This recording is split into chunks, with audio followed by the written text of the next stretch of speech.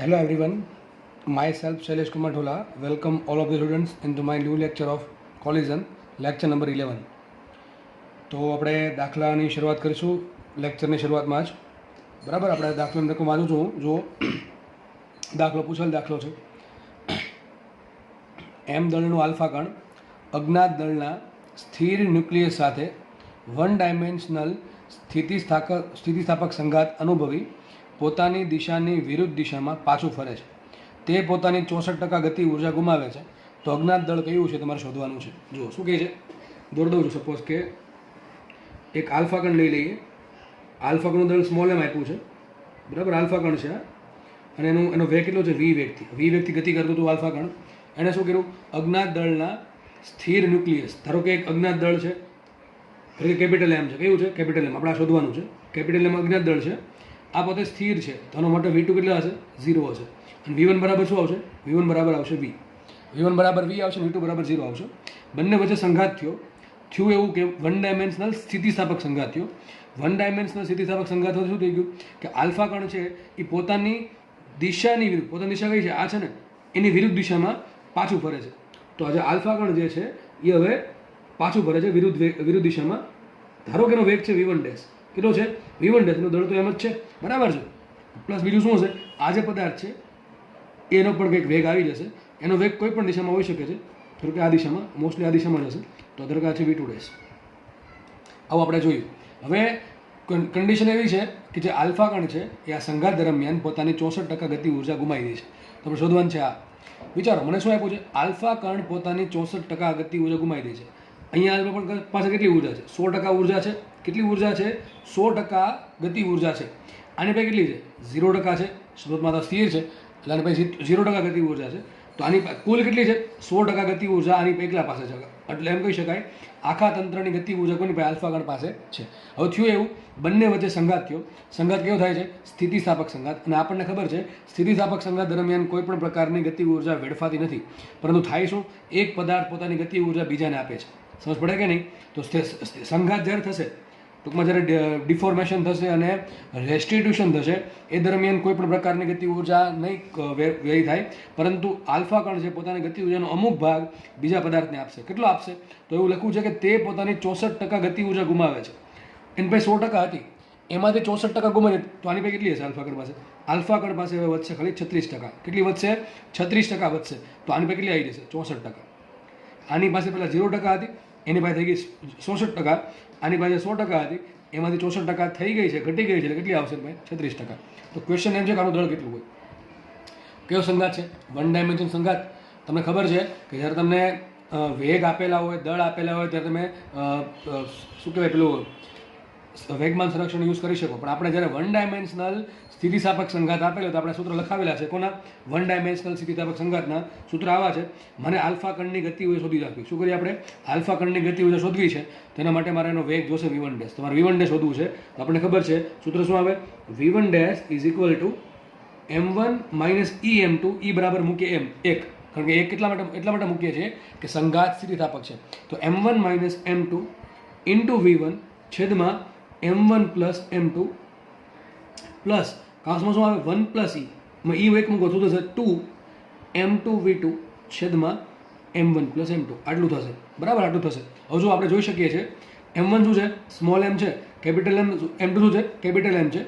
અહીંયા આવશે small m plus capital M, જેમાં સ્મોલ m છે આલ્ફા કણનું દળ. V1 ડે શું છે? આલ્ફા કણનો વેગ. હવે તમે જોઈ શકો છો આલ્ફા કણ છે પોતે આ દિશામાં જતું હતું, બરાબર છે. પાછું આવે છે રિટર્ન આ દિશામાં. તો મતલબ તો એમ થયો આ સૂત્ર પરથી આપણને મૂલ્ય મળે. દિશા મેળવવા માટે મેં તમને ઘણા દાખલા ગણાવેલા છે. એમાં કીધેલું છે કે જ્યારે વેગ જે છે એ બે વિરુદ્ધ દિશામાં હોય તે સૂત્રમાં તમારે માઇનસ મૂકવું પડે. V2 કેટલા છે? V2 પહેલો પદાર્થ બીજો પદાર્થ જે છે એ સ્થિર છે, એટલે V2 શું આવશે? 0. તો આખું પછું થઈ જશે, આખું પદ થઈ જશે 0. તો લખવાની જરૂર નથી. તો સાબિત શું થયું? V1 dash is equal two M1 minus M2 છેદમાં M1 પ્લસ M2 ઇન્ટુ શું મૂકવું પડે? V1 મૂકવું પડે કે -V1 મૂકવું પડે? આગળ દાખલો ગણાવ્યો છે 100% તમને ખબર હોવી જોઈએ કે અહીંયા શું મૂકવું પડે? -V1.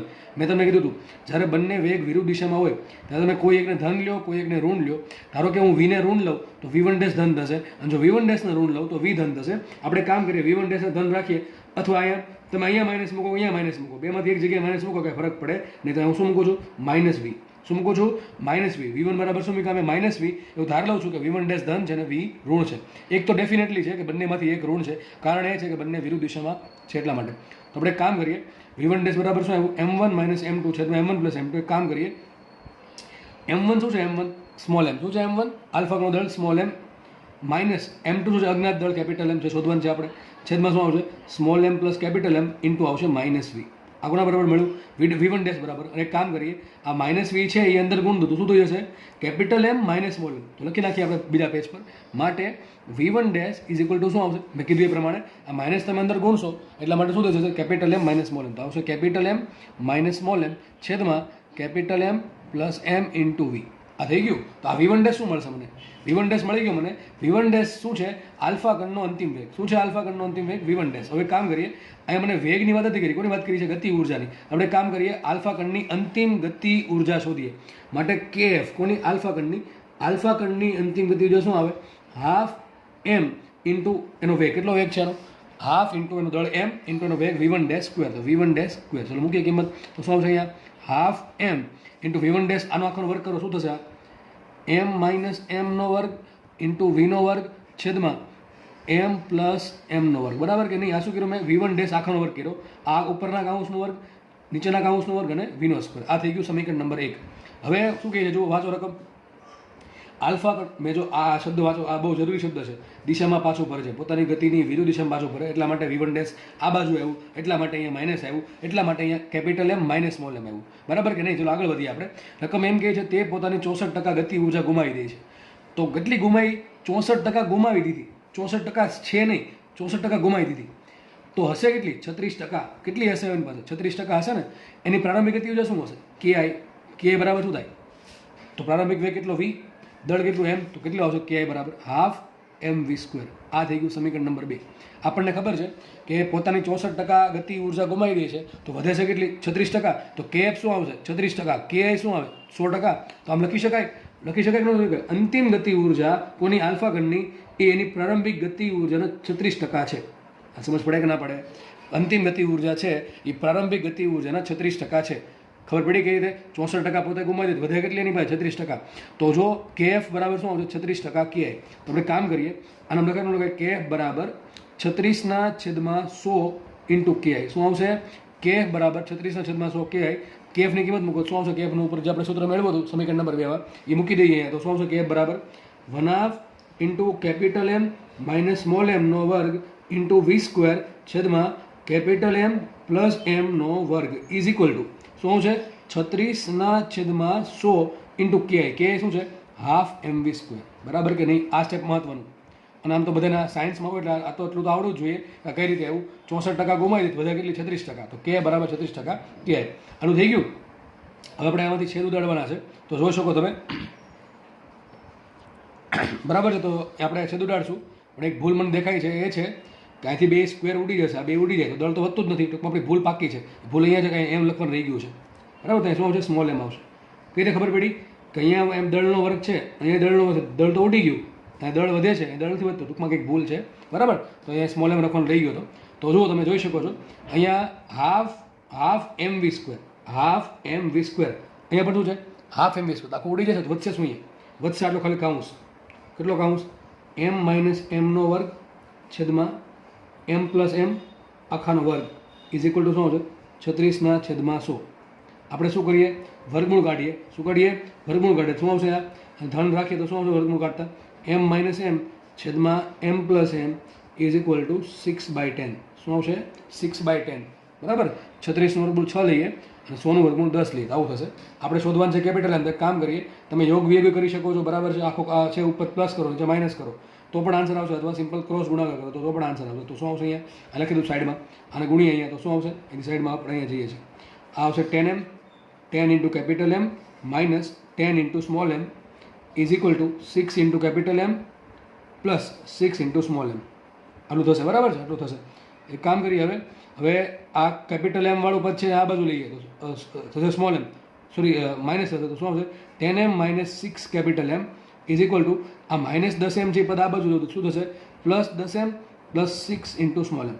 હવે 10 capital M minus 6 capital M શું થશે 4 into capital M is equal to 16 into small એમ.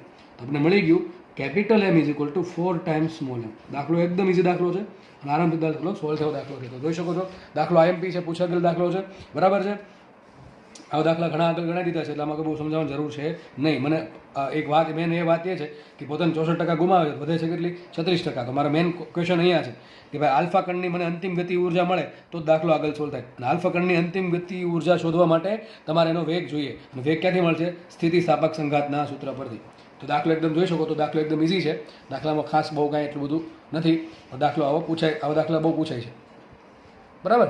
તો આપણે નેક્સ્ટ દાખલા તરફ આપણે ફર્ધર આગળ વધીએ. નેક્સ્ટ દાખલાની રકમ તમારી સામે છે, પેજ પર જોઈ શકો છો તમે. હવે અત્યાર સુધી આપણે શું કર્યું છે, મોસ્ટલી એવા સંઘાત લીધા છે કે જેમાં માત્ર 2 પદાર્થો સંઘાત પામતા હોય, પણ આ દાખલો જે છે એમાં એક સાથે 3 પદાર્થ સંઘાત પામે છે. તો ચલો રકમ વાંચીએ આપણે. સ્મોલ એમ 2m અને 3m, m 2m અને 3m, અહીં m છે, અહીં 2m છે ને અહીં 3m છે.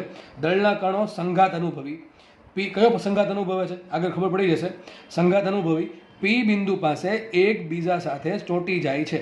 કયો સંઘાત હશે આ શબ્દ પરથી તરત આઈડિયા આવી જવો જોઈએ કે સંઘાત સંપૂર્ણ અસ્થિતિસ્થાપક છે. કયો સંઘાત છે સંપૂર્ણ અસ્થિતિસ્થાપક, બરાબર છે.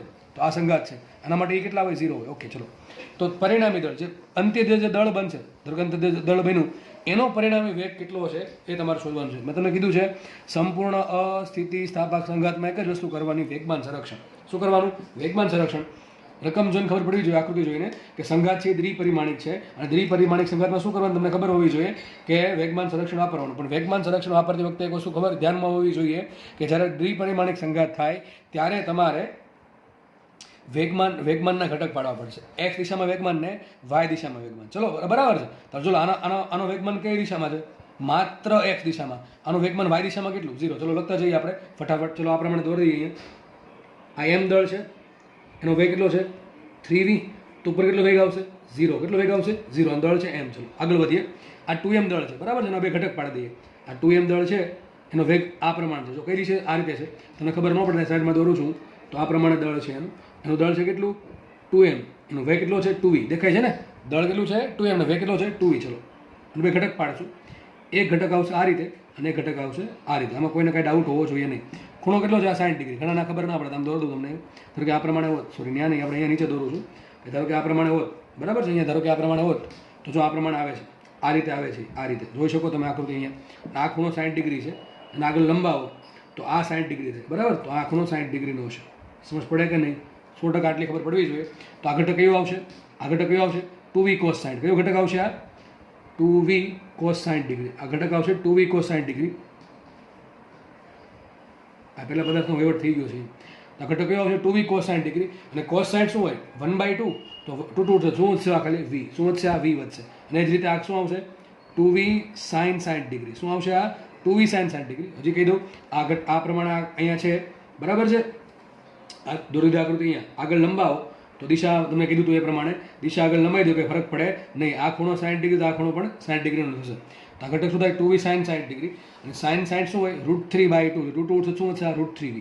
તો આ થઈ ગયું બીજા પદાર્થનો વેગ. અને આપણે છેલ્લા પદાર્થની વાત કરીએ 3m દળનું, એ કંઈક આ પ્રમાણે આવશે. તો કંઈ નીચે દોરું છું 3m દળનો પદાર્થ, તેનો વેગ ઉપર તરફ છે, આ રીતે વેગ છે ઉપર તરફ. અને એ પણ દોર દો અહીંયા, ખબર ન પડે તો તમને. આ પ્રમાણે તમને આપ્યું છે, આ પ્રમાણે તમને આપ્યું છે આ રીતે. એને આગળ લંબાઈ દો તો આ પ્રમાણે વેગ છે, તો વેગ ઉપર આવશે. એમાં તમને આ ખૂણો 60 ડિગ્રી આપ્યો છે, તો આ ખૂણો પણ શું થશે 60 ડિગ્રી થશે. ટૂંકમાં આ રીતે એના ઘટક પાડીએ તો એક ઘટક આ રીતે આવશે, એક ઘટક આવશે આ રીતે. ચલો તો આ ખૂણો કેટલો છે 60 ડિગ્રી છે. એનો વેગ છે કેટલો v. કેટલો એનો વેગ છે v. આનો વેગ 3v, આનો વેગ 2v, આનો વેગ v. આનું દળ m, આનું દળ 2m, આનું દળ 3m. ચલો આનો વેગ છે v. કેટલો વેગ છે v. તો આ ઘટક કયો આવશે v cos 60. કયો ઘટક આવશે v cos 60. cos 60 શું થાય 1/2. તો આ ઘટક આવશે v/2 અને આ ઘટક આવશે v sin 60 ડિગ્રી, બરાબર છે. તો sin થશે √3v/2. શું થશે √3v/2. ચલો તો આપણે દરેકના ઘટક મળી ગયા છે, તમે જોઈ શકો છો. આજે એમ દળ છે એનો એક્સ ઘટક છે 3v, એક્સ ઘટક છે 3v, વાય ઘટક છે 0, એક્સ ઘટક ધન છે, વાય ઘટક ઋણ છે. જે 2m દળ છે એનો એક્સ ઘટક છે v, ઋણ છે, ઋણ એક્સમાં છે, અને જે આનો જે વાય ઘટક છે એ પણ ઋણ છે, √3v. બરાબર છે. જે ત્રીજું દળ છે 3m દળનું, ત્રીજું દળ છે 3m દળનું, એનો એક્સ ઘટક છે v/2 ઋણમાં છે, અને જે વાય ઘટક છે એ ધનમાં છે 3v/2. તો આ પ્રમાણે એના કુલ 5 ઘટક, આના 2 ઘટક, આના 2 ઘટક ના પોતે એક જ દિશામાં છે એટલે માત્ર એનો એક જ ઘટક પડશે. તો આ પ્રમાણે તમે ધારો તો તમે અહીંયા પણ ઘટક પાડી શકો છો. આ પ્રમાણે ઘટક પાડી દેવાના આકૃતિ પરથી. એક ઘટક આમ પડશે, એક ઘટક આમ પડશે, બરાબર છે, અને અહીંયા એક ઘટક આમ પડે અને એક ઘટક આમ પડે. તમે જો ફાવે તો તમે અહીંયા પણ ઘટક પાડી શકો. તો એ જો ઝેડ બને છે, આ ઝેડ પણ ખૂણો કયો હોય 60 ડિગ્રી. તો તમે આ અલગથી ઘટક ન પાડવા હોય તો તમે ગણી શકો છો. આ તો મેં તમને અમુક સરળતાથી અમુક લોકોને સમજાઈ જાય એટલા માટે મેં અલગ અલગ ઘટક પાડીને સમજાવ્યું છે. જેની જો તમને ફાવતું હોય તો કોઈ આવશ્યકતા નથી. બેઠા બેઠા તમે બેઠે બેઠા અહીંયા આકૃતિમાં જ ઘટક પાડી શકો છો. અહીંયા પણ જો ઝેડ બને છે તો આ ઘટક 60 ડિગ્રી હોય, બરાબર છે, દોર્યું છે એ પ્રમાણે. તો એના ઘટક આ પ્રમાણે પડશે, આના ઘટક આ પ્રમાણે પડશે, આના ઘટક જો નીચે પાડેલા છે એ પ્રમાણે પડશે. એક ઘટક આ રીતે આવશે અને એક ઘટક આ રીતે આવશે. તો આપણે દરેકના ઘટક પાડી લીધા છે. હવે શું કરશું? હવે શું કરશું બોલો જલ્દી? અસ્થિતિસ્થાપક સંઘાત હોય સંપૂર્ણ, શું કરશું? વેગમાન સંરક્ષણ. તો વેગમાન સંરક્ષણ પરથી, વેગમાન સંરક્ષણ પરથી ચલો શું લખાય? અને 2 ડાયમેન્શન સંઘાત હોય તો તમારે વેગમાન સંરક્ષણ બે દિશામાં વાપરવાનું. એક એક્સ દિશામાં લખીએ પહેલા, એક્સ દિશામાં વેગમાન સંરક્ષણ લેતા, એક્સ દિશામાં વેગમાન સંરક્ષણ લેતા. હવે ક્વેશ્ચન એમ છે કે આ જે પદાર્થ બન્યો પી, સોરી જે પી બિંદુ પર જે પદાર્થ બને છે એનો તમારે વેગ શોધવાનો છે. હવે વેગ કઈ દિશામાં હશે? કોઈ કહી શકશે કઈ દિશામાં હશે? એક્ઝેક્ટલી કોઈને ખબર નથી અત્યારે કઈ દિશામાં છે. ધારી લઈએ કે વેગ સદિશ વી આ દિશામાં છે. આ પ્રમાણે દો સાઈડમાં તમને કે ધારો કે પી બિંદુ છે, આ પી બિંદુ અહીંયા ધારો કે અહીંયા છે પી બિંદુ, એ ત્યાં શું થશે? કુલ કેટલું દળ થશે? પી બિંદુનું દળ કેટલું? તો સંઘાત સંપૂર્ણ સ્થિતિસ્થાપક છે, બધા ચોટી જશે તો દળ કેટલું થશે બધાનું ભેગું? તો 3m + 2m + m કેટલું થશે? કુલ 5 અને 1 6m. તો પી બિંદુ પાસે દળ હશે 6m અને વેગ કઈ દિશામાં છે? ધારો કે સદિશ વી આ દિશામાં છે, એ આપણને એક્ઝેક્ટલી ખબર છે નહીં. તો ધારો કે ખૂણો થીટા છે તો ઘટક કયો આવશે એનો? એક ઘટક આવશે v cos થીટા અને એક ઘટક આવશે એનો v sin થીટા. બરાબર કે નહીં? તો આ પ્રમાણે આપણે 6m દળ માટે લીધું. ચલો એ બધા કામ કરીએ. પહેલા x દિશામાં ભેગો ન કરીએ. ચલો પહેલો પદાર્થ, પહેલા પદાર્થનું દળ કેટલું? m. પહેલા પદાર્થનું દળ છે m, એનો વેગ કેટલો છે? 3v. કઈ દિશામાં? x દિશામાં. તો વેગમાન કેટલો આવશે? 3v × m. શું આવશે આનું વેગમાન? 3v × m. પ્લસ આગળ વધીએ, આગળ વધશું આપણે. બીજો પદાર્થ, દળ કેટલું? 2m, વેગ કેટલો? v. આ 2v cos આપણે સોલ્વ કરીશું. કેટલો આવશે વેગ? 2m. એનો વેગ કેટલો છે? v. અને કઈ દિશામાં છે? વિરુદ્ધ દિશામાં છે, ઋણ x માં છે એટલે આપણે શું લખશું? માઇનસ. તો આવશે માઇનસ દળ 2m × વેગ v. આગળ વધીએ. આ પદાર્થ જુઓ તમે, 3m દળનો પદાર્થ. 3m દળનો પદાર્થનો વેગનો x ઘટક, વેગમાનનો આ ઘટક આ લેવાનો છે x વાળો. એ કેટલો છે? ઋણ છે કે ધન? એ ઋણ છે. કેટલો છે? ઋણ છે. કેટલો? v/2 × 3m. તો શું આવશે? આ માઇનસમાં પ્લસ કરીને આગળ લખું છું, minus v/2 × 3m is equal to, આ સંઘાત પહેલાનું હતું, સંઘાત પછી શું થશે? બધા પદાર્થ ભેગા થઈ ગયા, બધા પદાર્થ ભેગા થવાથી શું બને છે? 6m દળનો પદાર્થ બને છે. અને ધારો કે એનો વેગ છે કેટલો? v cos theta. કેટલો વેગ છે એનો? v cos theta. આપણને ખબર નથી. થાય સર તમે કેમ આમ ધારી લીધું? તમે કોઈ પણ જગ્યાએ ધારી શકો છો એનો વેગ, બરાબર છે, એ તો કંઈ ફરક પડવાનો નથી. તમે કોઈ પણ દિશામાં એનો વેગ ધારી શકો છો. તો આગળ વધીએ આપણે. ધારો કે એનો વેગ આ રીતે છે, એમ આમે હોઈ શકે, આમે હોઈ શકે, આમે હોઈ શકે, કોઈ પણ ખૂણે હોઈ શકે, આપણને ખબર નથી. જસ્ટ ધારેલું છે, ઓટોમેટિક તમને આના બધી ખબર પડી જશે કે વેગ ક્યાં છે, કઈ દિશામાં છે, કેટલો છે. ચલો આપણે સોલ્વ કરીએ. તો જુઓ તમે, આ શું આવશે? 3mv. શું આવશે? આ 3mv આવશે -2mv. આ જુઓ શું થશે? આ 3/2 થાય 1.5. તો શું આવશે? -1.5 mv is equal two 6mv cos theta. શું એવું? Is equal two 6mv cos theta. આગળ સોલ્વ કરીએ. 3mv - 2mv, 1 mv વધે ને, અને 1 mv માંથી 1.5 mv બાદ થાય તો માઇનસમાં 0.5 mv વધશે. શું આવશે? -0.5 mv is equal two 6mv cos theta. કેટલું આવશે? -0.5 6mv cos થીટા. mv ઉડી ગયા તો સાબિત શું થયું? cos theta is equal two કેટલા આવશે? -1/12. કેટલા આવશે? -1/12. સોરી એક ભૂલ છે અહીંયા. ભૂલ એ છે કે એનો વેગ v થોડો હશે તો v' હશે ને, તો v' આવશે. શું આવશે? v'. સોરી આપણે મેં ભૂલથી ઉતાળમાં વેગ v ધારી લીધો છે. તો ઘટક કયા પડશે એનો? v' બરાબર શું આવશે? v' cos થીટા અને આ ઘટક આવશે v' sin થીટા. તો આ બધું સમીકરણ એમ વીમાં છે પણ આ સમીકરણ v' આવશે. અહીં ભૂલ પડી ગઈ ઉતાવળમાં. તો શું આવશે? 6mv' cos theta. તો અહીં શું v ઉડશે નહીં પણ શું આવશે અહીંયા? cos થીટા × v', ખબર પડી કે નહીં મેં શું કર્યું એ આ -0.5 શું કહેવાય -1/2 અને 6 છેદમાં ગયા એટલે -1/12 ઇન્ટુ વી વધશે. તો સમીકરણ નંબર 1 મેળવો. સમીકરણ નંબર 1 શું કહે છે? v dash cos theta is equal to -1/12 into V આટલું આવશે. બરાબર છે. ચલો આગળ વધીએ આપણે. હવે શું કરીશું આપણે? વાય દિશામાં વેગમાન. ચલો વાય દિશામાં વેગમાન લેતા, વેગમાન સંરક્ષણ લેતા એક્ઝેક્ટલી તો એમ કહી શકાય. ચલો શોધીએ શું આવશે? ચલો ફટાફટ જોઈએ. ચલો પહેલા પદાર્થ દળ કેટલું m, એનો વાય દિશાનો વેગ કેટલો 0, તો વાય દિશાનો વેગમાન કેટલું 0. આગળ વધીએ. બીજો પદાર્થ દળ કેટલું એનું 2m, વેગમાન કેટલું વાય દિશામાં, સોરી વેગ કેટલો છે √3v, પણ કઈ છે ઋણ વાયમાં છે, તો આપણે શું લેશું ને ઋણ શું લેશું? દળ ગુણ્યા 2m ઇન્ટુ √3v આટલું થશે ને. આગળ વધીએ. ત્રીજો પદાર્થ દળ કેટલું 3m, દળ કેટલું છે એનું 3m છે, વેગ કેટલો છે √3v/2, કઈ ધન વાયમાં. શું આવશે? આ દળ પ્લસ કરવું પડશે કેમ કે ધન વાય છે એટલા માટે, તો વેગમાન પણ ધન જ હશે, તો પ્લસ આવશે 3m ઇન્ટુ એનો વેગ છે √3v/2 ઇઝ ઇક્વલ ટુ શું આવશે? ઇઝ ઇક્વલ ટુ ધારો કે આ પદાર્થ જે છે એનો વેગ v ડેશ છે, એનો ઘટક શું આવશે ઉપર તરફ? v ડેશ sin થીટા, દળ કેટલું છે 6m, તો શું આવશે? 6m into v dash sin theta આટલું થશે ને. સેમ ગણતરી કરીએ આપણે તો જોઈ શકો તમે. આ અહીંયા માઇનસ કેટલા છે? -√2√3 -2√3mv પ્લસ કેટલા છે જુઓ 3/2 1.5 થાય ને, તો કેટલા આવશે? 1.5 √3 into mv is equal two 6m v dash sin theta. શું આવશે? 6m v dash sin theta. આગળ વધીએ તો જોઈ શકો તમે આ જો આટલું પદ તો કોમન છે √3 ઇન્ટુ mv, અહીંયા √3 ઇન્ટુ mv છે. -2 માંથી દોઢ બાદ થાય તો -0.5 વધે. શું આવશે? -0.5 ઇન્ટુ √3 ઇન્ટુ જો mm ઉડી ગયો એમાંથી, તો ચલો લખી દઉં છું mv is equal two 6m v dash sin theta. આટલું થશે કે નહીં થાય? એક કામ કરીએ જુઓ, m ઉડી ગયા, આને શું કહેવાય જુઓ? આ થશે √3 અને પાછા -1/2 ને, તો શું થશે? આ -√3/2. શું આને શું કહેવાય? -√3 છેદમાં 2, પાછા 6 છેદમાં આવશે, લખાશે શું? -√3/12 into v is equal two v dash sin theta. સમજ પડે કે ના પડે? 100% પડવી જ જોઈએ સમજ. બરાબર છે. જુઓ તો આવું થયું. તો -√3v/12 -√3 ના -0.5 ને 1/2 કીધું, છેદમાં ચલો 12 થઈ ગયા. બરાબર. આને સમીકરણ નંબર 1 આપીએ, આને સમીકરણ નંબર 2 આપીએ. શોધવાનું શું છે? પરિણામી પદાર્થનો વેગ, પરિણામી જે પદાર્થ હોય ને 6m દળનો, એનો વેગ કેટલો હશે શોધવું પડશે. નેક્સ્ટ પેજ પર આપણે ગણતરી કરીએ. તો જો છેલ્લા આવું સાબિત થયું કે લખું છું અહીંયા v dash cos theta is equal two -v/12 બરાબર છે, અને v dash sin theta is equal two કેટલા આવશે?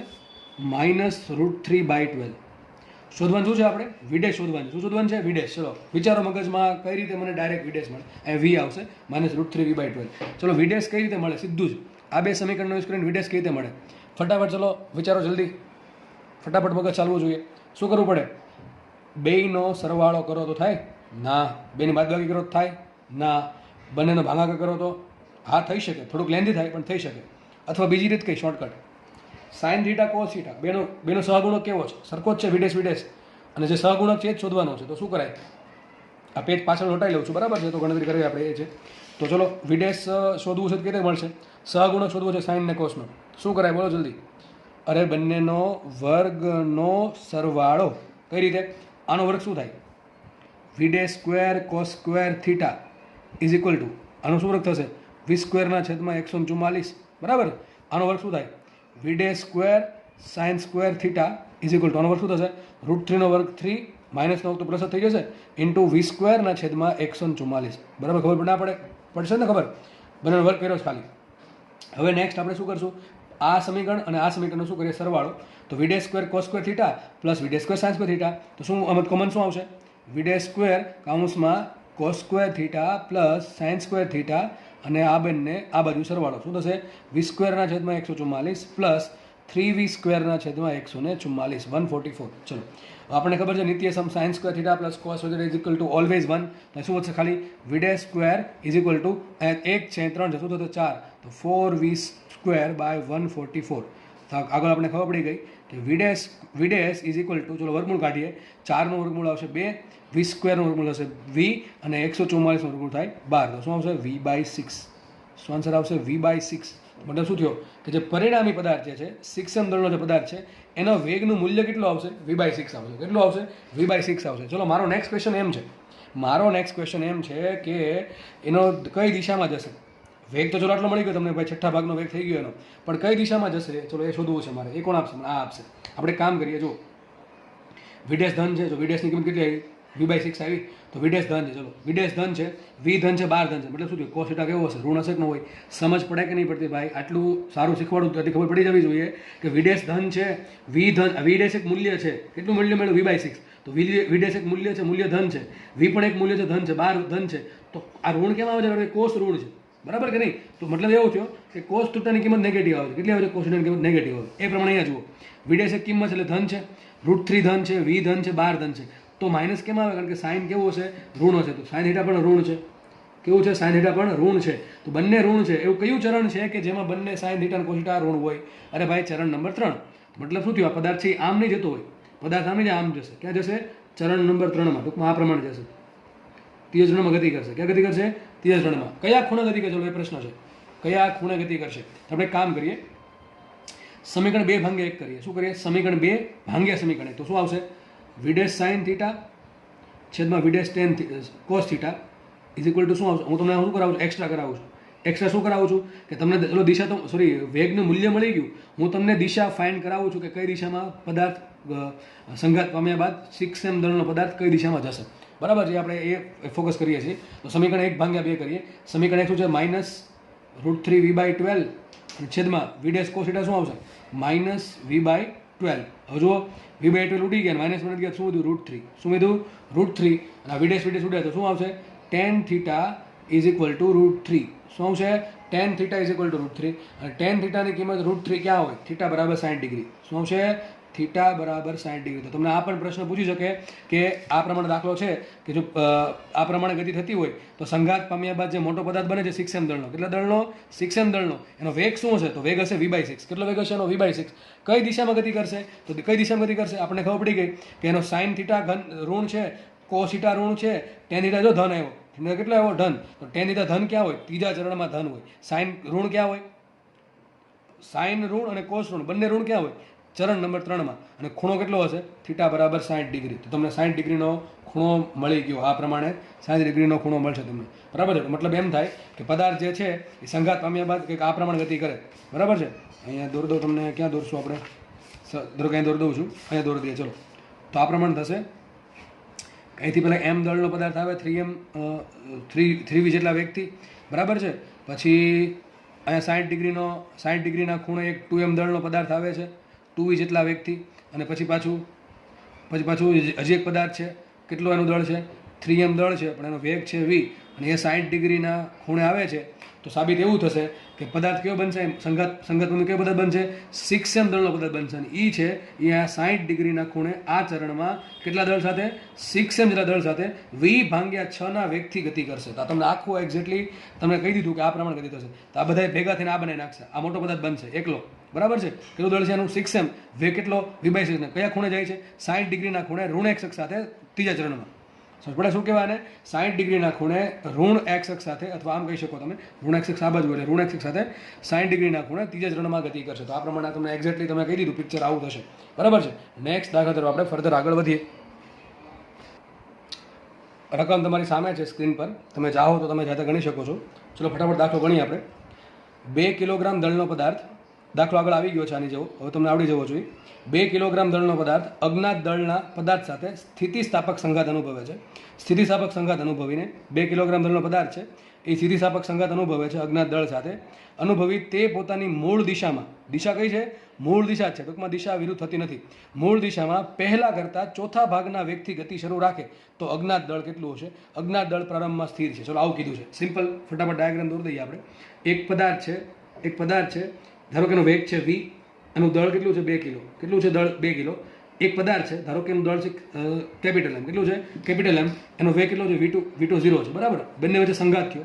કયો સંઘાત થશે? સ્થિતિસ્થાપક સંઘાત થશે. એટલે શું થશે? જે 2 કિલોગ્રામનો પદાર્થ છે એ પોતાની મૂળ દિશામાં જ ગતિ કરશે. દળ કેટલું છે એનું? 2 કિલો જ છે. વેગ કયો છે? એ જ દિશામાં છે, પણ કેટલો છે? પોતાના મૂળ દિશામાં પહેલા કેટલો વેગ છે વી વેગ, ધારો કે વી વેગ છે એનો ચોથા ભાગનો વેગ, તો v1 ડેશ શું આવશે અહીંયા v/4 આવે ને, શું આવશે v1 ડેશ શું આવશે v/4. બીજા દળનું કંઈ કામ નથી, આપણે આટલું શરૂ રાખે છે. તો અજ્ઞાત દળ કેટલું છે શોધવાનું છે. દાખલો તમને 100% ગણાવ્યા વગર આવડી જવો જોઈએ. તમારું માઇન્ડ હવે એટલું તો ચાલવું જોઈએ આ 30-35 દાખલા ગણાવ્યા પછી કે હવે જેટલા 100 એટલા થયા હોય તો બરાબર છે, બાકી 25 તો થઈ જ ગયા છે. આટલા દાખલા ગણાવ્યા છે, હવે તો એટલું ચાલવું જોઈએ. હવે શું કરવું જોઈએ આમાં, તો શું કરું છું વિચારો. સંઘાત કેવો છે? સ્થિતિસ્થાપક સંઘાત. અને 1 ડાયમેન્શન સંઘાત છે, સૂત્ર શું કરવાનું? સ્થિતિસ્થાપક સંઘાતનું સૂત્ર મૂકવાનું. સૂત્ર શું આવશે બોલો? v1 dash is equal two સૂત્ર શું આવે બોલો? m1 minus m2 into v1 છેદમાં m1 plus m2 plus 2m2 v2 છેદમાં m1 પ્લસ m2. આ સૂત્ર એક્ઝેક્ટલી ક્યાંથી આવ્યું? m1 માઇનસ em2 v1 છેદમાં m1 plus m2 plus 1 plus em2 v2 છેદમાં m1 પ્લસ m2. એમાં e બરાબર 1 મૂકો એટલે સૂત્ર તમને આ મળશે. હવે v2 કેટલા છે? v2 કેટલા છે? 0. કેટલા છે v2? 0. તો આખું પતલું થઈ જશે 0. તો લખવાની જરૂર છે નહીં. તો v1 ડેશ બરાબર સાબિત શું થયું? v1 ડેશ બરાબર m1 માઇનસ m2 છેદમાં m1 plus m2 into v1. હવે વિચારો, v1 ડેશ ને v1 આ ખાસ જોવાનું ભાઈ કે દિશા એમની એક છે કે અલગ અલગ છે. તો જો દિશા એક જ છે તો બંનેને તમારે ધન લેવાના અથવા બંનેને ઋણ લેવાના. જો v આમ હોત ને રકમ એમ કીધું હોત કે મૂળ દિશા કરતાં વિરુદ્ધ દિશામાં પાછો કરે તો શું કરતા આપણે? v1 ડેશ કેટલા આવત? v/4 જ આવત, પરંતુ દિશા વિરુદ્ધ છે એટલે આપણે આને ધન લેત તો આ ઋણ થાત, અથવા આને ધન લેત તો આ ઋણ થાત. ટૂંકમાં તમારા માઇનસ મૂકવું પડે. આગળ દાખલો ગણાવ્યો છે હમણાં જ, બરાબર, આલ્ફા કણવાળો. તો ચલો હમણાં બે કેવા છે? ધન જ છે, તો કંઈ એમાં ચાળા કરવાની જરૂર છે નહીં. ખાલી શું કરવાની જરૂર છે? કિંમત મૂકવાની જરૂર. ચલો v1 ડેશ કેટલા આપ્યા? v/4. કેટલા આપ્યા? v1 dash v/4. તો મૂકીએ v1 ડેશ બરાબર v/4 ઇઝ ઇક્વલ ટુ દાખલો નીટ માટે એકદમ આઈએમપી. ચલો m1 દળ પેલા કેટલું છે એનું? m1 એટલે પહેલું દળ કેટલું છે? 2 કિલો. માઇનસ m2 કેટલા? Capital M. આપણે કેપિટલ M શોધવાના છે. છેદમાં m1 2 plus m2 capital M into v1 છે v. કેટલા છે? v1 બરાબર v છે. v1 બરાબર શું છે? v1 બરાબર v છે. ધાર્યા છે આપણે, બરાબર. તો શું થશે? જો આ વીવી ઉડી ગયા, આને અહીંયા ગુણો, આને અહીંયા ગુણો. અહીં કોઈને વધુ કોણ એક હોય કે ન હોય તો શું આવશે? અહીંયા ગુણશો એટલે શું આવશે? 2 પ્લસ m. સમજ ન પડે લખી દઉં. શું આવશે? આ 1/4 is equal two 2 minus m છેદમાં 2 પ્લસ m. આવું થશે કે નહીં થાય? બરાબર, થશે કે નહીં થાય? થશે ને. તો શું કરો? આને અહીં ગુણો, આને અહીં ગુણો. તો શું આવશે? 2 plus m is equal to 4 દુ 8 માઇનસ 4m. 4m ને આ બાજુ લાવો શું આવશે? 4 ને 5m. 5m is equal to આ 8માંથી 2 બાદ શું વધે? 6 ને. માઇનસ 4m આ બાજુ એટલે 5m થઈ ગયા. 8 minus 2 is 6. That's why we can say that m is equal to 6/5. છેદમાં 5 આવે શું કરવાનું? સીધી વાત છે, છેદમાં 5 આવે તો ભાઈ 2 વડે ગુણવાના, 2 વડે ભાંગવાના. ઉપર થશે 12, નીચે થશે 10, નહીં થશે 1.2 કિલો. તો જે બીજો જે પદાર્થ છે એ 1.2 કિલોનો હોય. કેટલા કિલોનો હશે? 1.2 કિલોનો છે. યાદ રાખો, જ્યારે પહેલા પદાર્થ કરતાં બીજો પદાર્થ છે એ નાનો હોય ત્યારે પહેલો પદાર્થ છે એ ગતિ શરૂ રાખશે પોતાની મૂળ દિશામાં, અને પહેલા પદાર્થ કરતાં જ્યારે બીજો પદાર્થ મોટો હોય ત્યારે આપણને ખબર છે ગતિની વિરુદ્ધ દિશા બદલાવે છે. આ ક્યાં જોયું છે આપણે? લેક્ચર નંબર 2માં સ્થિતિસ્થાપક સંઘાતના કેસ જોયેલા છે. લેક્ચર નંબર 2 કે 3 હશે, લગભગ 3 છે. એમાં તમને સ્થિતિસ્થાપક સંઘાતના કેસ ભણાવેલા છે. એમાં જોયું હતું જ્યારે કીડી છે એ હાથીને અથડાય અથવા સાયકલ છે એ ટ્રકને અથડાય તો સાયકલ પોતાની મૂળ ગતિની વિરુદ્ધ દિશામાં ગતિ કરવા માંડે, અથવા કીડી છે પોતાની મૂળ દિશામાં ગતિ કરવા માંડે. તો આવું તમને શીખવાડેલું છે, બરાબર છે. દાખલો ઇઝીલી અહીંયા સોલ્વ થયો છે. નેક્સ્ટ દાખલા તરફ આપણે ફર્ધર આગળ વધશું. નેક્સ્ટ દાખલો જોઈએ. જો કે નેક્સ્ટ દાખલો ગણાવતા પહેલાં જ કહી દઉં કે આ દાખલામાં ભૂલ છે. તો કેમ ગણાવો છો એનું રીઝન છે. આ દાખલો જીમાં પૂછેલ દાખલો છે, બરાબર છે. ચલો શું ભૂલ છે તમે છેલ્લે કહીશ, અથવા હું તમને અત્યારે નહીં કહું, દાખલો અમુક સમય જ્યાં પછી તમને કહીશ અને તમારે ત્યાં સુધી વિચારવાનું છે કે આમાં ભૂલ કઈ હશે. રકમમાં કોઈ ભૂલ નથી, કોન્સેપ્ટમાં ભૂલ છે. એ પહેલાં કહી દઉં. ચલો શું છે રકમ વાંચું છું. 200 મીટર પર સેકન્ડના વેગથી ઉધ્વ દિશામાં ગતિ કરતો પદાર્થ. 200 મીટર પર સેકન્ડના વેગથી ઉધ્વ દિશામાં ગતિ કરતો પદાર્થ 490 મીટર ઊંચાઈએ 2 સમાન ટુકડામાં વિભાજિત થાય છે. આ જે પદાર્થ છે બરાબર છે એ 490 મીટરની ઊંચાઈએ છે અને 200 મીટર પર સેકન્ડનો વેગ ધરાવે છે, બરાબર એવું કીધું છે.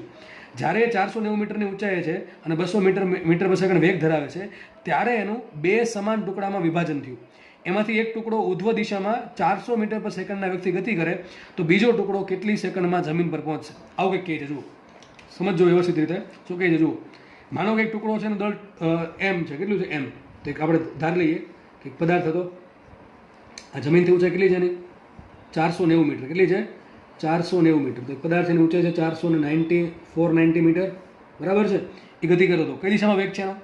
200 મીટર પર સેકન્ડના વેગથી ઉધ્વ દિશામાં. તેનો વેગ, પ્રારંભિક વેગ ક્યાં છે? 200 મીટર પર સેકન્ડનો વેગ છે.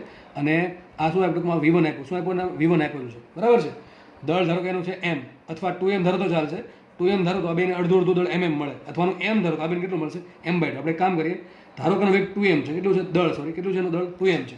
તો આપણે ધારી લીધું, ધારો કે 2m દળનો પદાર્થ છે, જ્યારે 490 મીટરની ઊંચાઈ હોય ત્યારે વેગ કેટલો છે 200 મીટર પર સેકન્ડ. હવે જ્યારે અહીંયા શું થાય છે, એનું બે ટુકડામાં વિભાજન થાય છે, સરખા ટુકડા. શું લખ્યું છે, બે સમાન દળના. ટૂંકમાં જે બે ટુકડા છે એ દળ સમાન છે, તો દળ કેટલું હશે, એકનું m હશે, બીજાનું હશે કેપિટલ M. બેનું m સરખું જ હશે, બરાબર. એમાંથી શું કીધું છે, તેમાંથી એક ટુકડો ઉધ્વ દિશામાં એટલે ઉપર જાય છે. એક ટુકડો ધારો કે અહીંયા દોર દો, અહીંયા આ ટુકડો થઈ ગયો, આપણે અલગ પેનથી દોરીએ તો એક ટુકડો અહીંયા છે, બરાબર છે, ટુકડો ઉત્પન્ન થયો એમાંથી, એનું દળ છે કેપિટલ M, અને કેટલા વેગથી ઉપર જાય છે 400 મીટર પર સેકન્ડ. તો જે ઉપર એક ટુકડો ગયો એ 400 મીટર પર સેકન્ડના વેગથી ગતિ કરે છે, અને આ ટુકડો ક્યાં જશે, ધારી લઈએ નીચે જાય છે. ક્યાં જાય છે, નીચે કે ઉપર આપણને નથી ખબર, ધારો કે નીચે જાય છે, એનો વેગ છે v. કેટલો છે વેગ v, દળ કેટલું છે એનું m હશે. તો આ જે ટુકડો છે શું કીધું છે 400 મીટર પર સેકન્ડના વેગથી ગતિ કરે, તો બીજો ટુકડો કેટલા સમયમાં જમીન પર પહોંચે. ટૂંકમાં આ ટુકડા પર આપણે ફોકસ કરવાનું છે. ચલો શું કરશું આમાં, અરે ભાઈ આ બોમ્બ જેવું જ છે, બોમ્બમાં વિસ્ફોટ થયો, બે ટુકડા થયા, એક ટુકડો ઉપર ગયો ને એક ટુકડો ક્યાં ગયો એ ખબર નથી. તો આપણે જોવાનું છે કે આ નીચે બીજો ટુકડો જે છે એ કેટલા સમયમાં જમીન પર પહોંચશે. આની ઊંચાઈ કઈ હશે 490 મીટર, કારણ કે આ જે બોમ્બ છે એના અહીંયા 490 મીટર પર ટુકડા થાય છે. તો ટુકડા જ્યારે છૂટા પડે ત્યારે એની હાઇટ કેટલી હશે 490 મીટર હશે, બરાબર છે. તો બીજો ટુકડો ભલે નીચે દોર્યો છે, હશે હકીકત અહીંયા એક જગ્યાએ દોરવું બધી વસ્તુ અશક્ય છે, એટલા માટે મેં અહીંયા નીચે ઉપર નીચે દોરી દીધું છે. આપણે શું કરશું, હવે બોમ્બના દાખલામાં એક જ વસ્તુ આવે, વેગમાન સંરક્ષણ. શું કરશું આપણે, તો વેગમાન સંરક્ષણ પરથી, ચલો વેગમાન સંરક્ષણ પરથી શું કહેવાય, તંત્રનું પ્રારંભિક વેગમાન બરાબર તંત્રનું અંતિમ રેખીય વેગમાન. ચલો તંત્ર પ્રારંભમાં કોણ હતું, આખો બોમ્બ. ચલો આ વસ્તુ પ્રારંભમાં આ વસ્તુ હતી, બરાબર છે. ચલો વેગ આપણે એવું ધારી લઈએ કે ઉધ્વ દિશા છે એ ધન છે, અને શું કહેવાય પેલી દિશા ઋણ છે. આપણે એક કામ કરશું, તો વાય દિશા છે એને ધન રાખશું ને ઋણ વાયને ઋણ રાખશું, બરાબર. ચલો આગળ વધીએ. તો આ પદાર્થ છે દળ કેટલું 2m, દળ કેટલું 2m, વેગ કેટલો છે 200, કેટલો છે 200 મીટર પર સેકન્ડ. તો આવશે 200 મીટર પર સેકન્ડ ઇન્ટુ શું આવશે, જે ગ્રેડ આવશે કે નહીં આવે, કેમ આવું સદીશ લેવું પડે, કારણ કે આપણને ઉધ્વ દિશાની વાત કરી છે ને આ ટુકડો ક્યાં જાય છે આપણને ખબર નથી, એટલા માટે. તો આજે પદાર્થ છે 2m દળનું, એનું દળ 2m, વેગ છે કેટલો 200 ઇન્ટુ જે કેરેટ. આ પ્રારંભમાં વેગમાન થઈ ગયું, પ્રારંભમાં એક જ પદાર્થ હતો, ટૂંકમાં આટલું વેગમાન આવશે એનું. અંતે શું થશે, એક ટુકડો પહેલો ટુકડો આવ્યો, ચલો એનું દળ કેટલું m, એનો વેગ કેટલો 400, કઈ દિશામાં છે, ઉપર તરફ છે. જો લખ્યું છે ઉપર તરફ, જો લખ્યું છે અહીંયા, તેમાંથી એક ટુકડો ઉધ્વ દિશામાં, ક્યાં લખ્યું છે ઉધ્વ દિશામાં. ટૂંકમાં આ જે ટુકડો છે ઉત્પન્ન થયો, એનું દળ m છે, એનો વેગ કેટલો છે 400 મીટર પર સેકન્ડ, ક્યાં જાય છે ઉપર, પ્લસ આ ટુકડો ધારો કે એનું દળ છે m, અને વેગ સદિશ v છે. સદિશ v શું છે આપણે અત્યારે આપણને ખબર નથી, બરાબર કે નહીં. ચલો આગળ વધીએ. તો હજુ એ ગુણાકાર કરી દે, શું સાબિત થશે, આ 2 ગુણ્યા 400 સોરી 200, તો 400m જે caret is equal two 400m જે કેરેટ, 400m જે કેરેટ પ્લસ m ઇન્ટુ સદિશ v. સમજ પડી કે ના પડી, ઉપર પહેલા વિસ્ફોટ થતા પહેલા વેગમાન સંરક્ષણ અને વિસ્ફોટ થયા પછી વેગમાન સંરક્ષણ. વિસ્ફોટ થયા પહેલા ખાલી એકલો પદાર્થ હતો, વેગ ઉપર તરફ ધન લીધો 200, અને બીજો જે પદાર્થ ઉત્પન્ન થયો દળ અડધું, વેગ 400 ઉપર તરફ. ધારો કે બીજો બધો પદાર્થ છે એનું દળ m છે ને વેગ છે સદિશ v. અહીંયા 400 m જે કેરેટ છે, અહીંયા પણ 400m જે કેરેટ છે. તે કામ કરીએ, આને અહીંયા બાજુ લાવો, શું સાબિત થયું, 400m જે કેરેટ માઇનસ 400m જે caret is equal to m સદિશ v. તો 400 માંથી જો અહીંયા જે કેરેટ છે, અહીંયા જે કેરેટ છે ને ઉપર આગળ સંખ્યા 400 ઉડી જશે, શું વધશે અહીંયા 0 is equal to m into સદિશ v. દળ તો 0 ન હોય તો વેગ 0 હશે, મતલબ શું થયો, બીજો જે ટુકડો છે એનો વેગ 0 છે. મતલબ શું થયો, બોમ્બ જો ફાટશે તો એનો એક ટુકડો 400 મીટર પર સેકન્ડના વેગથી ઉપર જતો હોય તો બીજો ટુકડો સ્થિર થઈ જશે. શું થઈ જશે, સ્થિર. ટૂંકમાં આ ટુકડો અહીંયા હશે, એક્ઝેક્ટલી અહીંયા હશે, બરાબર છે. તો આ ટુકડો થઈ ગયો સ્થિર. વિચારો કેટલો વેગ છે એનો 0. ટૂંકમાં શું થઈ ગયું, સંઘાત પામી થતો શું થઈ ગયો, સ્થિર થઈ ગયો. વિચારો તો આ જે ટુકડો છે એનું દળ કેટલું છે, કેપિટલ M. કેટલું દળ છે એનું, કેપિટલ M છે, પણ એનો વેગ કેટલો છે 0. તો આપણે ખબર છે, આપણે આગળ ગતિ ભણેલા છીએ, તો આ કન્ડિશન આવી થઈ ગઈ, કન્ડિશન થઈ ગઈ આવી. વિચારો આપણે આના પર ફોકસ કરશું. હવે જોવાનું એમ છે કે આનો વેગ 0 છે, અંતર કેટલું કાપવાનું છે ને 490 મીટર. તો કેટલો સમય લાગે, તો આપણે દોર દઉં છું અહીંયા આકૃતિ. તો કે દળ છે m, કેટલું અંતર છે એનું 490 મીટર, 490 મીટરનું અંતર છે, અને વેગ કેટલો છે v બરાબર 0. કેટલો છે v બરાબર 0. શું કરશે, મુક્ત પતન. શું કરશે, મુક્ત પતન. મુક્ત પતન કરે તો સૂત્ર શું આવશે મુક્ત પતનનું, બોલો, d બરાબર v0t plus half at square. સૂત્ર શું છે, d બરાબર v0t plus half at square. d આપણને આપેલા કેટલા છે 490 ઇઝ ઇક્વલ ટુ v0 શું મૂકીએ 0 પ્લસ v0 0 આવશે ને. આનો વેગ ધારો કે આનો વેગ 10 આવ્યો હોત તો તમે શું મૂકવું પડે, v0 10 મૂકવા પડે. સમજ પડે કે ન પડે, 10 મૂકવા પડે, પ્લસ હાફ ઇન્ટુ એ શું મૂકશું, g10 મૂકશું ઇન્ટુ t સ્ક્વેર.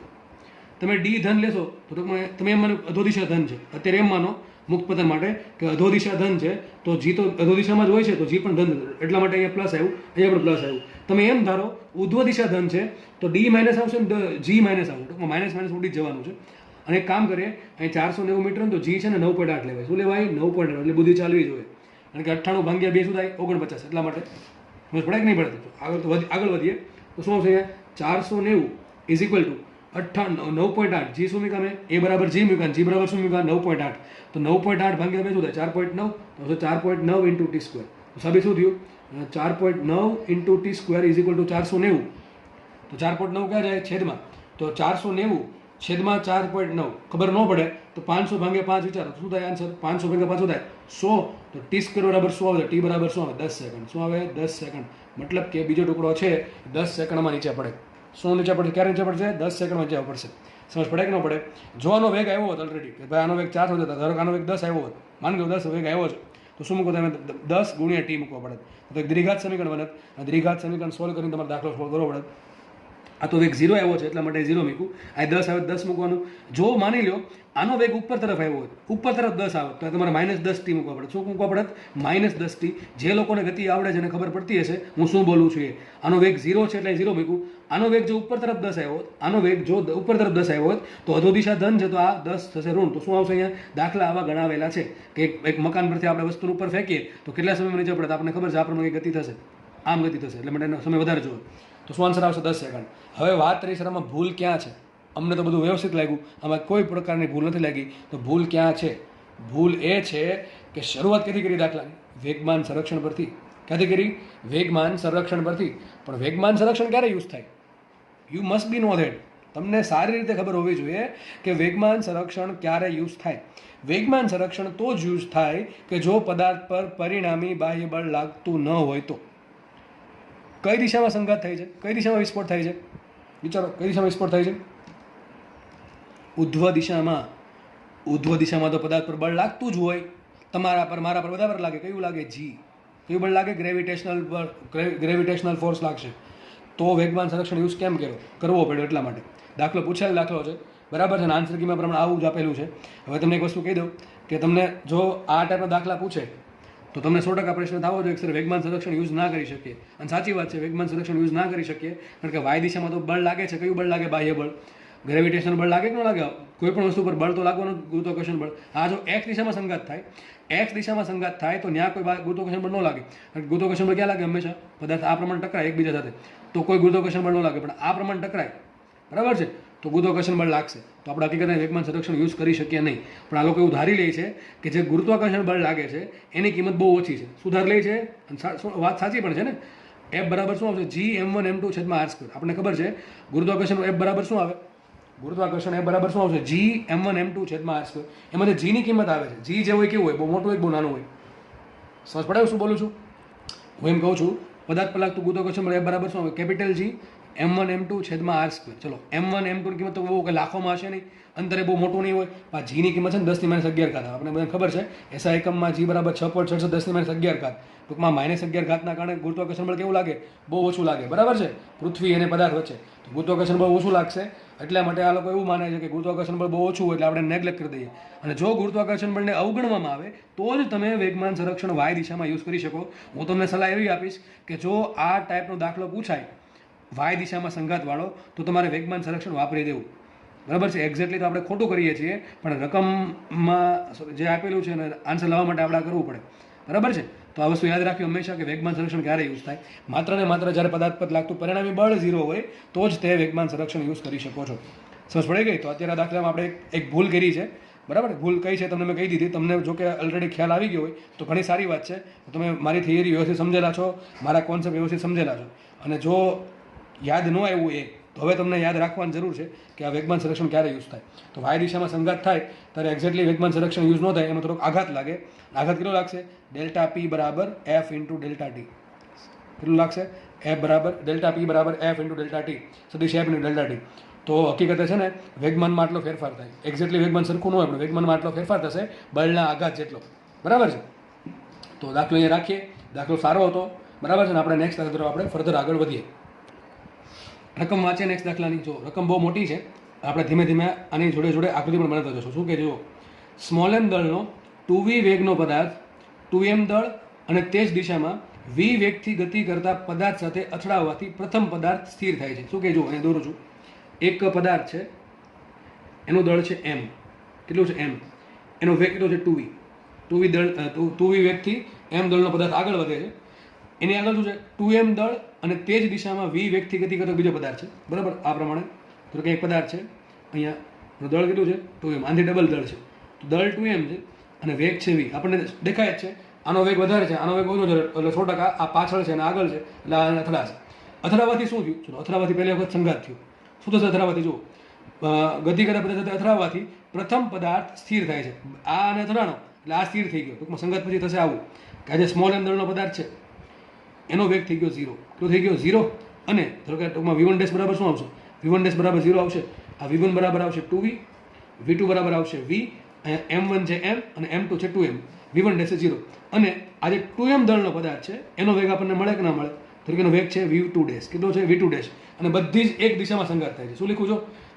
તે જ દિશામાં, ટૂંકમાં બેના વેગની દિશા કેવી છે? એક જ છે, એટલે કે 1 ડાયમેન્શન સંઘાત થશે, સ્થિર થાય છે. અને 2m દળનો પદાર્થ બે સમાન ટુકડા વિભાજિત. આગળ એવું થયું કે જેવો આ પદાર્થ આને અથડાણો, આ પદાર્થ આને અથડાણો એટલે આ પદાર્થ સ્થિર થઈ ગયો અને આને વેગ મળશે કે નહીં મળે? કેટલો વેગ મળશે? v2 dash. હવે આગળ એવું થયું, આ પદાર્થ આગળ વધતો હતો. કેટલા વેગથી આગળ વધતો હતો? v2 dash વેગથી. કેટલો વેગ છે એનો? v2 ડેશ વેગ છે. બરાબર છે, આ દોર દો આગળ, આ પ્રમાણે કંઈક હશે. બરાબર, કન્ડિશન આગળ રકમમાં છે.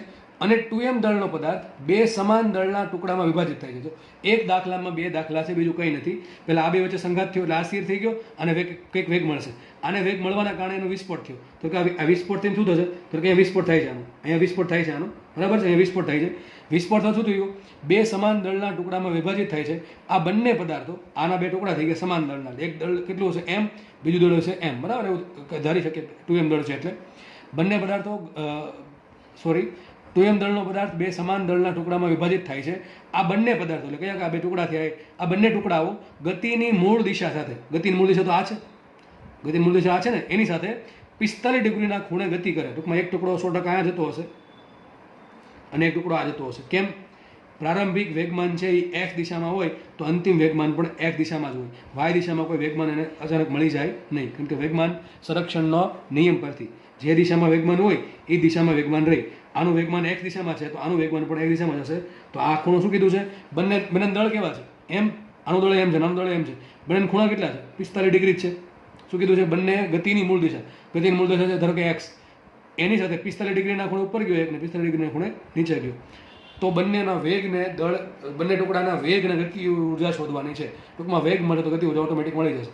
વિચારો, આ દળ 2m છે, બે ટુકડા થઈ ગયા mm દળના, બે સરખા ખૂણે ગયા છે, બંનેની દિશા પણ એક છે, બંનેના વેગ પણ કેવા છે? સરખા જશે. હા, એક ટુકડો કદાચ m/2 દળનો હોય અને એક ટુકડો 3m/2 દળનો હોય તો વેગ અલગ અલગ હોય, પણ અત્યારે તો આપણે કહી શકીએ આરામથી કે દળ સરખું હતું, બે ટુકડા થયા છે, બે ટુકડાનું દળ સરખું છે, વેગ દિશા પણ સરખી છે અને વેગ એટલા માટે વેગ પણ સરખા જશે. ટૂંકમાં આ પ્રમાણે આખી કન્ડિશન થઈ. તો એક દાખલો અહીંયા આવશે, એક દાખલો અહીંયા આવશે. આપણે શું શોધવું પડશે? પહેલાં v2 ડેશ કેટલા છે? v2 ડેશ શોધવા માટે આપણે પહેલાં એક વખત અહીંયા વેગમાન સંરક્ષણ વાપરશું, પછી અહીંયા બોમ્બ ફાટે એટલે અહીંયા વેગમાન સંરક્ષણ વાપરશું. તો બે વખત વેગમાન સંરક્ષણ વાપરશું એટલે આપણો આન્સર આવી જશે. સમજ પડે નથી પડતી? ચલો આપણે આગળ વધીએ તો ફટાફટ. ચલો, તો જોઈ શકો તમે, પહેલાં શું થાય છે? એક m દળ પદાર્થ 2v વેગ, બીજો 2m દળનો પદાર્થ v વેગ, બંનેનો વેગ સરખો છે. આપણે કામ કરીએ, આને કહી દઈએ પહેલો નંબર કેસ અને કહી દઉં સેકન્ડ નંબરનો કેસ. ચલો, ફર્સ્ટ કેસ માટે શું કરશું? વેગમાન સંરક્ષણ વાપરતા. ચલો, તંત્રનો પ્રારંભિક વેગમાન બરાબર તંત્રનો અંતિમ વેગમાન. આનો વેગ છે 2v, દિશા જોવાની જરૂર નથી કારણ કે એક જ દિશામાં જાય છે ભાઈ. તો આનું દળ 2v, આનું દળ m અને વેગ 2v, તો શું આવશે વેગમાન એનું? 2mv. કેટલું આવશે એનું? 2mv પ્લસ આનું દળ 2m, આનો વેગ v, દિશા એક જ છે એટલે શું થશે? 2mv. તો આવશે અહીંયા 2m × v is equal to શું આવશે? અહીંયા આ પદાર્થ, પહેલો પદાર્થ છે એ આની જોડે અથડાઈ ગયો, એમ લખ્યું છે સ્થિર થાય છે. પ્રથમ પદાર્થ સ્થિર થાય છે, તો લખ્યું છે પ્રથમ પદાર્થ સ્થિર થાય છે. તો આનું દળ છે m, એનો વેગ કેટલો છે? 0. શું આવશે અહીંયા? m × 0 પ્લસ શું આવશે? બીજો પદાર્થ, એનું દળ કેટલું છે? 2m અને વેગ કેટલો છે? v2 dash. તો અહીંયા આવશે 2m ઇન્ટુ v2 ડેશ. ઘણા કેસ આમાં સદિશ મૂકો તમે સદિશ મૂકી શકો છો. અને ધારો કે આ દિશા છે એ ધન એક્સ દિશા છે, એક્સ છે, તો શું આવશે? અહીંયા આઈ કેરેટ આવશે, અહીંયા આઈ કેરેટ આવશે, અને v2 ડેશ સદિશ મૂકવાનો, તો v2 ડેશનો આન્સર તમને આઈ કેરેટમાં જ મળશે. એ તો સમજ પડે એવી વાત છે. આગળ વધીએ તો આપણે સોલ્વ કરીએ. આ 2mv plus 2mv is equal two 4mv. કેટલા આવશે? 4mv is equal two 2m into v2 dash. જો આઈ કેરેટમાં હોય તો આપણે આઈ કેરેટમાં જ આવશે. અહીંથી 2m અને અહીંયા 4m ઉડી ગયા, તો શું થશે? સાબિત શું થયું? v2 dash is equal two 2 times v. મતલબ શું થયો? બીજો જે ટુકડો છે, હવે આ ટુકડો, એ પહેલાં કેટલો વેગ હતો એનો? v વેગ હતો, પણ એણે આ ટુકડાએ આ ટુકડાનું આ પદાર્થનું બધું વેગમાન ખાઈ ગયો. આ એટલે એનો વેગ થઈ ગયો ડબલ. કેટલો વેગ થઈ ગયો? ડબલ. શું સાબિત થયું? v2 ડેશ બરાબર 2v. મતલબ એમ થયો આ જે ટુકડો છે, હવે આ જે ટુકડો તમે જોઈ શકો છો, અહીં મેં દોરો છો અહીંયા, એ પહેલાં એનો વેગ હતો પહેલાં v, હવે થઈ ગયો v2 ડેશ. કારણ કે આ પદાર્થનું વેગમાન કેટલું હતું? mv, sorry 2mv. એ બધું વેગમાન આને મળી ગયું, બધું વેગમાન આને મળી ગયું, એટલે વેગમાન થઈ ગયું ડબલ. એનું વેગમાન ડબલ થયું તો વેગ પણ ડબલ થશે. આપણે જોયું છે, બરાબર? તો કેટલો વેગ આવશે? v2 ડેશ બરાબર 2v. તો v2 ડેશ 2v મળી ગયા. તો આપણને ખબર પડી ગઈ કે આજે ટુકડો છે, બીજો ટુકડો 2m દળનો, એ હવે 2v વેગથી આગળ વધે છે. આગળ વધતા વધતા શું થયું? એના બે ભાગ પડી ગયા, એનો વિસ્ફોટ થયો એટલે ભાગ પડી ગયા. તો આકૃતિ દોરી દઈએ. આપણે ખબર છે બીજા કેસ માટે શું કરશું? વિસ્ફોટ થાય એક જ વસ્તુ આવે. બીજા કેસ માટે વેગમાન સંરક્ષણ લેતા શું કરશું? બીજા કેસ માટે વેગમાન સંરક્ષણ લેતા. ચલો શું આવશે વેગમાન સંરક્ષણ? તો આ પદાર્થનો વેગ કેટલો છે? 2m. દળ કેટલું? સોરી, દળ છે 2m, વેગ છે 2v. તો કેટલું વેગમાન આવશે એનું? 2m into 2v into I caret. Why I put I caret here? I doesn't put I caret in this case, in the first case. તો બીજા કેસમાં કેમ મૂક્યું? કારણ કે 45 ડિગ્રીનો ખૂણો આવ્યો, સદિશ આવશે, સદિશ આવે તો શું કરવું પડે? બે અલગ અલગ ઘટક પાડવાના. આપણે કામ કરીએ, પહેલાં x દિશામાં વેગમાન લઈ લઈએ. શેમાં લઈ લઈએ? x દિશામાં વેગમાન સંરક્ષણ લેતા. ચલો તો ચલો, આનું દળ કેટલો? 2m, વેગ કેટલો? 2v, દિશા કઈ? I caret. તો શું આવશે? 2m into 2v into I caret. ચલો એક કામ કરીએ. હવે ઘટકો તમને પાડતા આવડી જ ગયા છે. આના ઘટક કેવા પડશે? એક ઘટક પડશે અહીંયા. કયો ઘટક પડશે આનો? m, sorry v cos 45. કયો ઘટક પડશે? v cos 45. દળ કેટલું છે? m. તો શું આવશે અહીંયા? m v cos 45 ડિગ્રી, અને દિશા કઈ છે? I caret, પ્લસ આ ટુકડો, આનો વેગ આ બધું છે ને, એનો ઘટક પણ આમ જ પડે. એક ઘટક આમ પડે અને એક ઘટક આમ પડે. સમજ પડે છે? આ જે ટુકડો છે એનો એક ઘટક આ રીતે પડશે. એક ઝેડ પેનથી પાડીએ આપણે. આ ટુકડો જે છે એનો એક ઘટક આ રીતે પડશે, એક ઘટક આમ પડે અને એક ઘટક આમ પડશે. આ જે ટુકડો છે, આ ટુકડો, આ વી વેગ આ રીતે છે, એને ઘટક આ રીતે પડશે, એ ઘટક ઉપર પડશે. આનો ઉપરનો ઘટક કેવો આવશે? v cos 45. આનો ઘટક ઉપરનો ઘટક કેવો આવશે? નીચેનો ઘટક, સોરી, v cos 45. અને બંને ઘટક એકબીજાની અસર નાબૂદ કરશે. કેમ આવું થયું? અરે ભાઈ, આ જે પદાર્થ છે એનું શરૂઆતનું વેગમાન ક્યાં હતું? x દિશામાં જ હતું. તો આજે બે પદાર્થ બનશે, એ પદાર્થનું પણ y દિશામાં વેગમાન કેટલું હશે? 0 હશે. કેટલું હશે? 0 હશે. ટૂંકમાં આ બે પદાર્થો છે એનું વેગ એ રીતે હશે કે એનું y દિશાનું વેગમાન 0 થાય. જો એવું હોત કે આ પદાર્થ જો y દિશામાં ગતિ કરતો હોત અને y દિશામાં જેના ટુકડા થયા હોત, તો શું થાત? આ બે પદાર્થોનું x દિશામાં વેગમાન 0 આવત. તો એક ઘટક આમાં આવત, એક ઘટક આમાં. સમજ પડે કે નહીં પડતી? ટૂંકમાં આનું y દિશાનું વેગમાન કેટલું થશે? 0 થશે. તો આપણે કામ કરીએ, આ પદાર્થનું x દિશામાં વેગમાન શું આવશે? v cos 45 into m. એ જ રીતે આ ઘટક, આનો ઘટક શું પડશે? આમ જ પડશે, ધન x માં. તો શું આવશે? ધન જ આવશે. શું આવશે એનો ઘટક પણ? m v cos 45 degree into I caret. બંનેના ઘટક એક જ દિશામાં છે અને સરખા છે. દળ m, વેગ v. અને વેગ v સરખો કેમ લીધો છે? ખૂણો બે સરખા છે, બે દળે સરખા છે. આ ખૂણો 60 ડિગ્રી આપે, આ 30 આપે, તો તમારા વેગ અલગ અલગ આવે. બંને ખૂણા સરખા છે, દળ પણ સરખા છે, એટલા માટે મેં બે વેગ v સરખા છે ઉધાર લીધું. બરાબર? આગળ વધીએ તો શું આવશે અહીંયા? 2m ઇન્ટુ 2v શું થશે? 4mv I caret is equal two, જુઓ અહીંયા, mv cos 45 અને mv cos 45 શું થશે? 2mv cos, અરે સોરી, એક ભૂલ પડી છે. ભૂલ એ પડી છે કે અહીંયા v છે ને અહીંયા v છે. આપણે અલગ કંઈક ધારવું પડશે. ધારો કે વેગ થાય છે v ડેશ. કેટલું થાય છે? v dash. v વેગ બે v ધારવું શું થશે? આ v ને આ v ઉડી જશે ઉતાવળમાં, એટલે અલગ ધારવું પડશે. ધારો કે વેગ v ડેશ થાય છે. કેટલું થાય છે? v dash. તો અહીંયા શું આવશે? v ડેશ આવશે, અહીંયા પણ v ડેશ આવશે. તો અહીં શું આવશે? 2m v dash cos 45 degree into I caret. સમજ પડે કે ના પડી? v તમે સરખું ના ધારી શકો. આપણે ખબર હતી વેગ v છે કે અલગ જે છે v ડેશ આનો વેગ v ડેશ હતો, આનો વેગ પણ v ડેશ જ થશે. દળ સરખા, ખૂણા સરખા, એટલા માટે. તો ચલો આગળ વધીએ. તો તમે જોઈ શકો છો અહીંથી 2m છે, 4m છે, ત્યાં 2 વધે કે ન વધે? ત્યાં શું થઈ ગયું? I caret પણ ઉડી ગયા. તો શું છે અહીંયા? 2 ઇન્ટુ v, બરાબર ને? આ 2m છે, 2 into v is equal two v dash cos 45 degree. તો 2v is equal two v dash ને cos 45 શું થાય? 1/√2. સાબિત શું થયું? v dash is equal two 2√2v. સાબિત થયું? v dash is equal two 2√2v. શોધવાનું શું છે? બંને ટુકડાના વેગ અને ગતિઓ છે. ચલો, બંને ટુકડાના વેગ મળી ગયા. પહેલા ટુકડાનો વેગ હશે 2√2v આ દિશામાં, બીજા ટુકડાનો વેગ હશે 2√2v એ દિશામાં હશે. બંનેના વેગ સરખા છે અને ગતિ ઉર્જા પણ સરખી. ચલો ગતિ ઉર્જા સુધી નાખીએ. કે બરાબર સૂત્ર શું આવશે? હાફ ઇન્ટુ અંદર કેટલું m, half m into v dash square. શું છે? v dash square. વેગ કેટલો છે? v dash. સૂત્ર મૂકીએ આપણે 1/2 ઇન્ટુ m. આનો વર્ગ કરીએ શું થાય? 2 નો વર્ગ 4, √2 નો વર્ગ 2 ઇન્ટુ v સ્ક્વેર. તો શું થાય? બે ઉડી ગયા. શું છે? 4m v square. ટૂંકમાં જે બંને ટુકડા વિસ્ફોટ થઈને જે મળ્યા છે એની ગતિ ઉર્જા કેટલી હશે? ગતિ ઉર્જા હશે એની 4m v સ્ક્વેર. એનો વેગ હશે 2√2v. એક ટુકડો આ બાજુ જશે 45 ડિગ્રીના ખૂણે 2√2v વેગથી, બીજો ટુકડો આ દિશામાં જશે 2√2v વેગથી. બંનેની દિશા અલગ અલગ છે, ખૂણા x સાથે સરખા છે, બેને દળ સરખા છે એટલે વેગ પણ સરખા હશે. આ ટુકડાની ગતિ ઉર્જા હશે 4m v સ્ક્વેર અને આની પણ ગતિ ઉર્જા હશે 4m v સ્ક્વેર. દાખલો સારો હતો દાખલો. એક દાખલામાં બે કેસ ભેગા કર્યા છે. પહેલા એક પદાર્થ બીજા પદાર્થ સાથે અથડાણો, પોતે સ્થિર થઈ ગયો અને બીજા પદાર્થનો વેગ બદલી જશે. કેટલો વેગ થઈ જશે? એનો ડબલ. આપણે સાબિત કર્યું કે બીજા પદાર્થનો વેગ ડબલ થઈ જશે.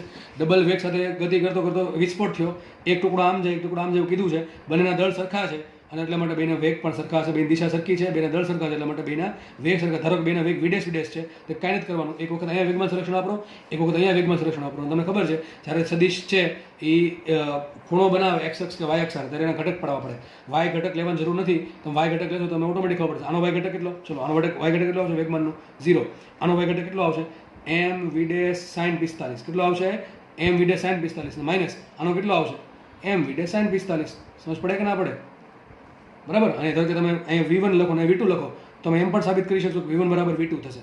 y દિશાના વેગમાન પરથી એવું સાબિત થઈ શકે v1 બરાબર v2 છે. એ નથી કરવું એટલા માટે મેં v કોમન લઈ લીધું. અથવા તમને એવું લાગતું હોય કે સર v કેમ લીધું? નહીં લઈ શકાય તો તમે અહીંયા v1 લો, અહીંયા v2 લો, અથવા v1 ડેશ લો, v2 ડેશ લો. એ શું લખશો? આનું વેગમાન 0 છે y દિશામાં, 0. બરાબર છે. આનું વેગમાન કેટલું? ઉપર તરફ m v1 ડેશ sin 45. આનું માઇનસ આવશે. કેમ માઇનસ? નીચે છે એટલે minus m v2 dash sin 45. આને આમ લઈ જાઓ તો શું સાબિત થશે? m v2 sin 45 બરાબર m v1 sin 45.